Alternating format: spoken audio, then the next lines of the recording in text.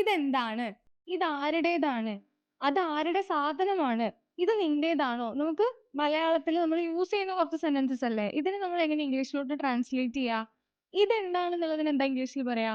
What is this എന്ന് ചോദിക്കാം. What is this? What is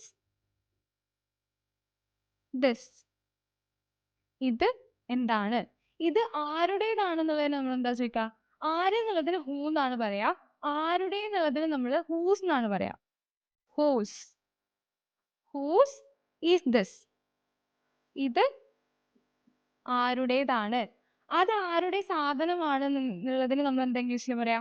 സാധനം എന്ന് ഇവിടെ പറയുമ്പോൾ നമ്മൾ തിങ് എന്നുള്ള രീതിയിൽ ചിന്തിക്കണം. ഒരു പ്രോപ്പർട്ടി എന്ന് വിചാരിക്കാം. ഈ പ്രോപ്പർട്ടി ആരുടേതാണെന്ന് ചോദിക്കുമ്പോൾ നമ്മൾ ഹൂസ് പ്രോപ്പർട്ടി ഈസ് ദിസ് എന്ന് ചോദിക്കാം. ഹൂസ്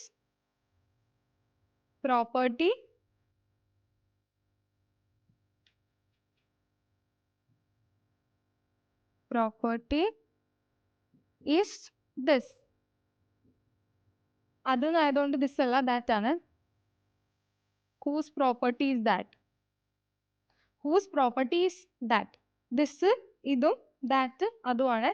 ഇത് നിന്റേതാണോ എന്നുള്ളതിന് എന്താ നമ്മൾ ചോദിക്കുക? Is this yours എന്ന് ചോദിക്കാം. Is this yours? ഇത് നിന്റേതാണോ? സോ ഇതുപോലെ നിങ്ങൾക്കും ഈസി ആയിട്ട് മലയാളത്തിൽ നിന്നും സെന്റൻസസ് ഇംഗ്ലീഷിലോട്ട് ട്രാൻസ്ലേറ്റ് ചെയ്തിട്ടൊക്കെ ഇംഗ്ലീഷ് പഠിച്ചെടുക്കാൻ പറ്റും. അത്തരത്തിലാണ് നമ്മൾ നിങ്ങൾക്ക് ഈസി ആവുന്ന രീതിയിലാണ് ക്ലാസ്സസ് ഇംഗ്ലീഷ് മിത്രയിൽ പ്രൊവൈഡ് ചെയ്യുന്നത്. സോ കോഴ്സിൽ ജോയിൻ ചെയ്യാനോ കോഴ്സിനെ കുറിച്ച് കൂടുതൽ ഡീറ്റെയിൽസ് അറിയാനോ ഡിസ്ക്രിപ്ഷൻ ബോക്സിൽ കോൺടാക്ട് ഡീറ്റെയിൽസ് കൊടുത്തിട്ടുണ്ട്. കോൺടാക്ട് ചെയ്യാം. Thank you.